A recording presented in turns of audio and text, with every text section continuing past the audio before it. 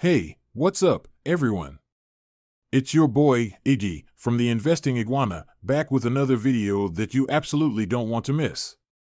Today, we're diving deep into Singapore's property market, and let me tell you, the numbers for September are in, and they're a bit of a roller coaster. So, if you're an investor, a home buyer, or just a curious cat, stick around because we're about to break it down. The September slump. Let's dive deeper into what happened in September.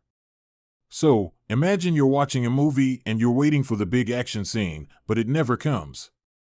That's pretty much what September was like for selling new private homes in Singapore. It was like everything was moving in slow motion, just like when a movie slows down to show you all the details of an action scene. For the second month in a row, the number of homes sold went down. But don't look so shocked. There's a reason for it. You see, there weren't any big, exciting new housing projects that came out for people to buy. It's like when a movie doesn't have any new, cool characters, so you're not as excited to watch it. And oh, there's another thing. You know how some people believe in ghosts and spirits? Well, in Singapore, there's this thing called the Hungry Ghost Festival, and it happens during the lunar 7th month. It ended in the middle of September. During this time, a lot of people think it's not the best idea to make big decisions like buying a house. It's like how some people won't walk under a ladder because they think it's bad luck. So, the property market kind of takes a little break, like a short nap, during this festival. That's why not many homes got sold. So, all in all, September was a quiet month for home sales, but there were some pretty good reasons for it. In September, property developers managed to sell only 217 homes, which is a really big drop of almost 45% compared to the 394 homes they sold in August. That's like going from selling a whole bunch of candy bars one month to selling less than half the next month. The Urban Redevelopment Authority, or URA for short, said that there were only 68 new homes put up for sale in September. That's way less than the 590 new homes that were available in August and even more shockingly less than the 2,156 homes in July. So, imagine if you had a lemonade stand and one month you had gallons and gallons of lemonade to sell, and then the next month you had just a tiny bit. That's what happened here. Yikes, indeed. Historical lows explained. Alright, let's dive into some history to understand what's going on. September 2023 was a really tough month for sales, the toughest we've seen since December of last year. During this month, only 170 things were sold, making it the slowest September ever since the URA, which is a group that keeps an eye on this stuff, started keeping records in 2007. Now, if you compare this September to the same month last year, you'll see that sales took a big nosedive, dropping by a whopping 78% from 987 units sold back then. That's a huge drop. And if you're wondering about executive condominiums, which are fancier types of homes also known as ECs, well, they didn't do so hot either. Sales of these ECs went down by almost half, falling 48.4% from 649 units sold in August to just 335 units in September. So, all in all, it was a pretty rough month for sales. Bestselling projects. Despite the fact that there weren't any major new projects being launched, certain housing developments still caught people's attention and made headlines. For example, the recently introduced executive condominium (EC) project called Altura has been doing really well. They managed to sell an additional 100 homes, which means they've now sold a grand total of 316 units. That's a lot of happy new homeowners. But Altura isn't the only one that's been popular.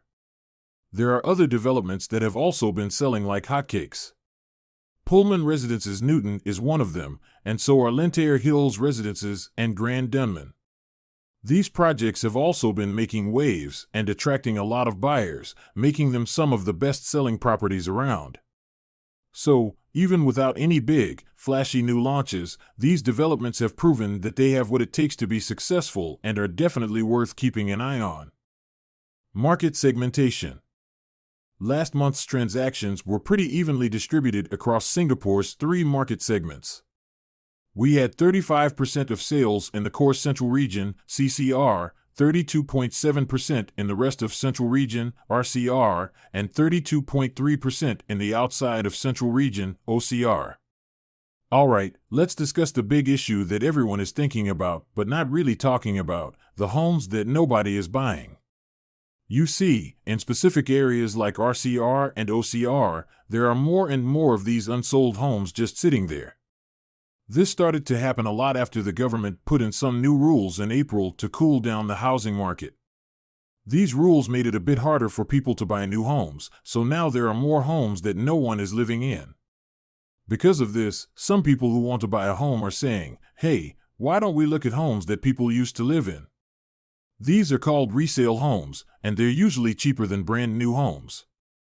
The difference in price between new homes and resale homes is getting bigger and bigger, making resale homes look even more attractive.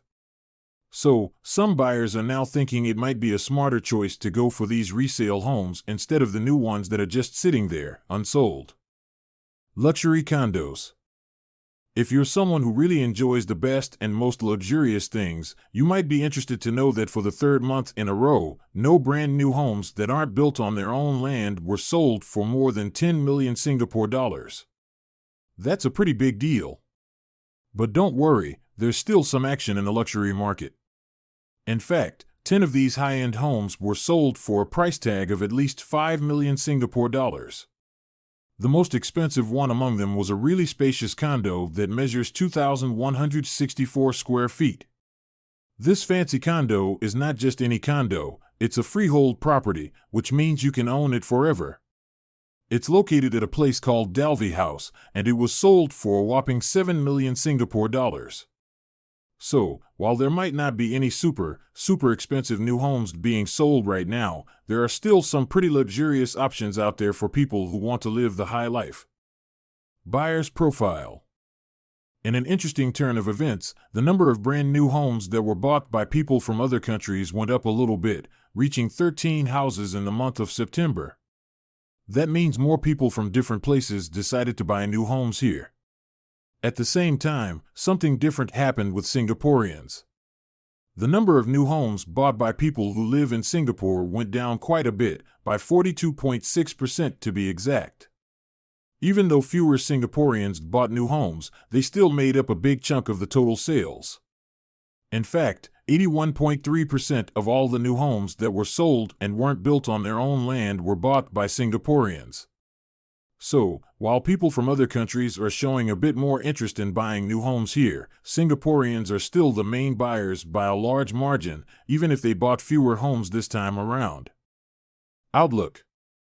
In the future, there are 3 big things you should be excited about: Wat Tin House, which is in a really fancy area, and Hillock Green and Den, which are in the suburbs.